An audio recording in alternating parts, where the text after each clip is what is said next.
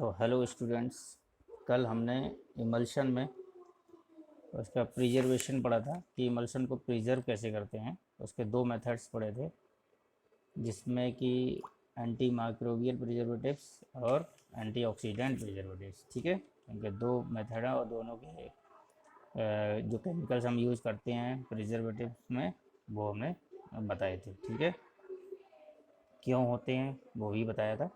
आज हम उसके आगे का पढ़ेंगे, रियोलॉजिकल प्रॉपर्टी जो of emulsions. Rheological means flow property, rheological is termed as flow property of the emulsions formulation. ठीक है, तो अभी हम टॉपिक स्टार्ट कर रहे हैं।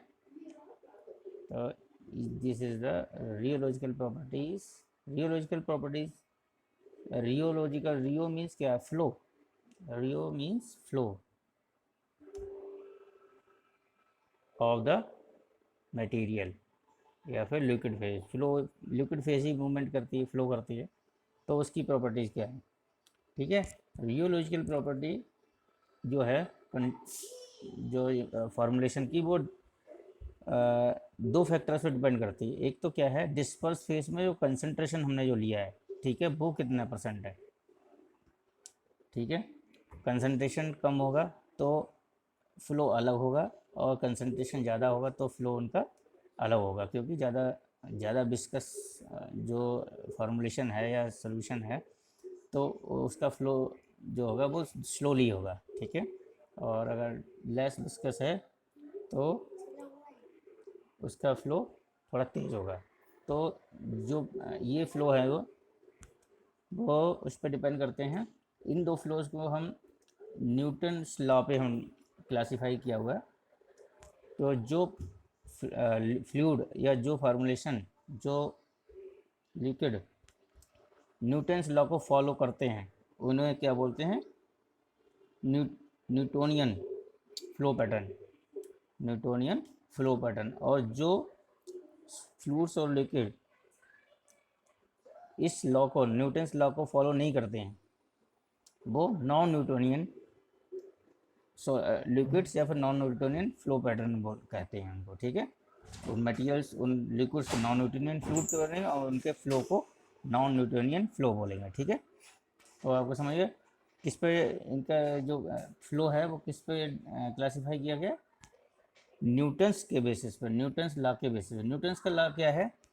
न्यूटन्स का लॉ है कि जितना हम उसको शेयर स्ट्रेस देंगे उसका स्ट्रेन उतना बढ़ना चाहिए। ठीक है, this is the Newton's law, कि हमने किसी लिक्विड पे जितना फोर्स डाल रहे हैं वो उतना ही उसका फ्लो बढ़ रहा है। This is the Newton's law.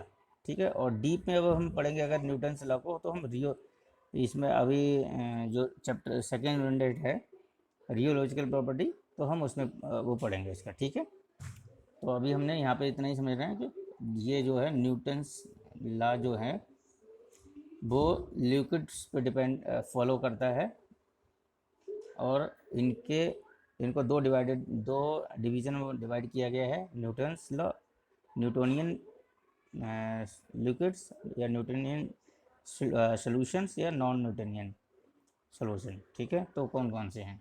तो जो लेस विस्कस हैं, जिनका शेयर स्ट्रेस बढ़ाने पर उनकी विस्कोसिटी बढ़ती है, तो वो तो न्यूटोनियंस फ्लूइड बोलते हैं उनको। और जिनका इसका अपोजिट है, जो न्यूटन मतलब हमने शेयर स्ट्रेस उनका बढ़ाएंगे और उनका फ्लो कम होता है या विस्कोसिटी उनकी कम होती है, तो वो नॉन न्यूटोनियन फ्लो बोलते हैं। ठीक है, और हमने बताया रियोलॉजिकल प्रॉपर्टीज इनकी जो है वो डिपेंड करती हैं, इनके जो फ्लो है वो किस पे डिपेंड करता है?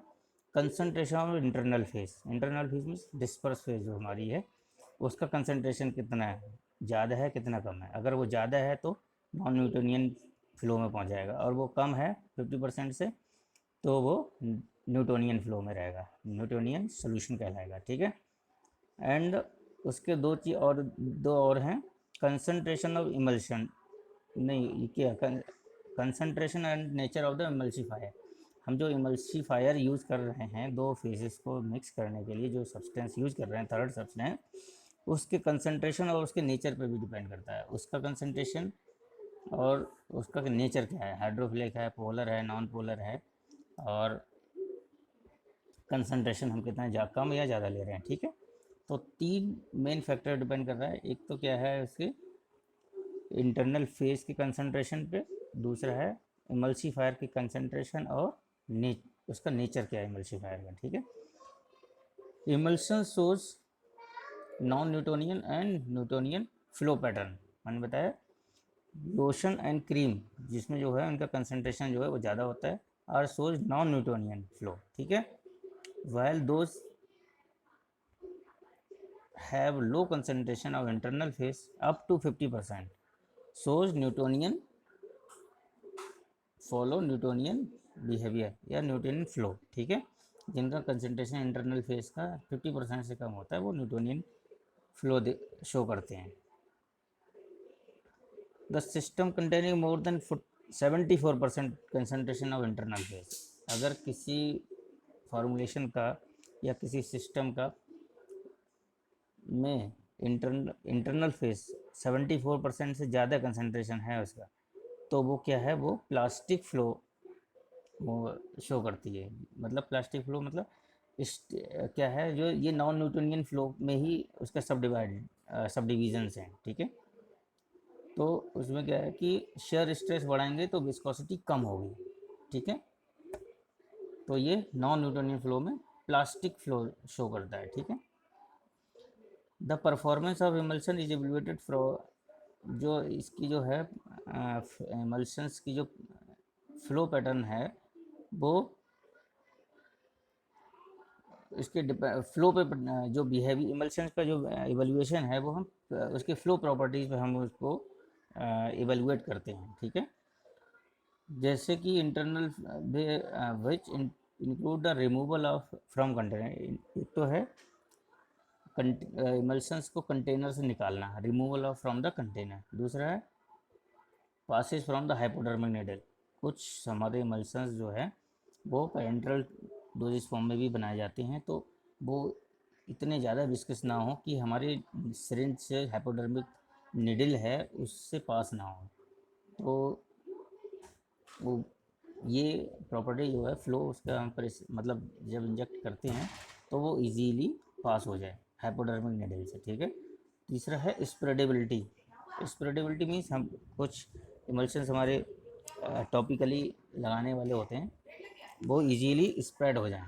ठीक है, और फ्लोएबिलिटी, फ्लो उनका अच्छा होना चाहिए। ठीक है, तो इसके बाद ये है release of the drug, release of drugs from emulsion में also depend on the release. मतलब ड्रग का रिलीज जो भी है वो रियोलॉजिकल प्रॉपर्टीज पे डिपेंड करता है। ठीक है, rheological property also predict help to predict the stability and formulate stable emulsion. जो रियोलॉजिकल प्रॉपर्टीज वो हैं जो जो स्टेबिलिटी को भी बनाए रखने में कारगर होती है, अच्छी होती है। ठीक है, तो इन शॉर्ट हमने यहाँ 3 लाइनों में हमने ये रियोलॉजिकल प्रॉपर्टी को बताया गया है। एक तो क्या है, number 1 for parenteral emulsion. For parenteral emulsion जो हमारे इमल्शन हैं वो पेरेंट्रल डोजेज फॉर्म में अगर हैं तो flow of emulsion through the hypodermic needle, मतलब वो इमल्शंस हाइपोडर्मिक निडल से इजीली पास हो जाएं। ठीक है, उनका फ्लो हाइपोडर्मिक निडल में भी ठीक रहना चाहिए। ठीक है, दूसरा है ओरल इमल्शन।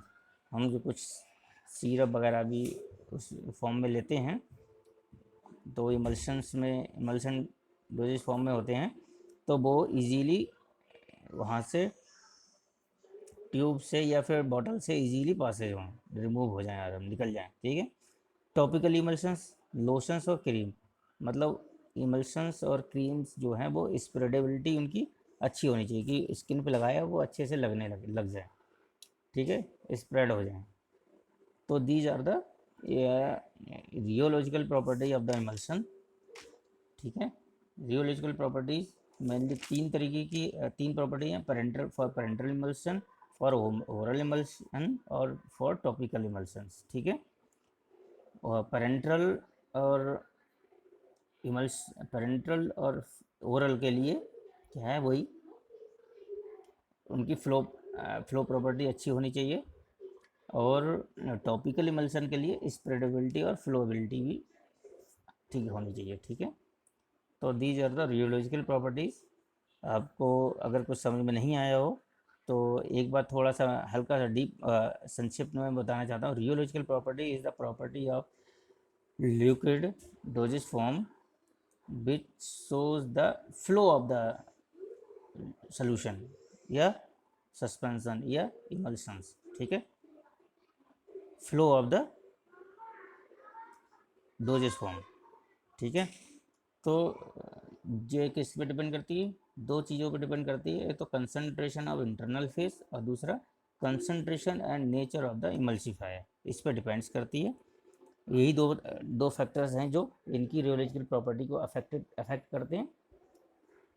रियोलॉजिकल प्रॉपर्टीज हैं वो उनको दो, on the basis of Newton's law, इनको दो भागों में डिवाइड किया गया, न्यूटोनियन फ्लो और नॉन न्यूटोनियन फ्लो। जो सॉल्यूशंस, जो लिक्विड्स हैं न्यूटन्स लॉ को फॉलो करते हैं वो उन्हें न्यूटोनियन फ्लूइड बोलते हैं, और जो लॉ को फॉलो नहीं करते हैं उनको नॉन न्यूटोनियन फ्लो बोलते हैं।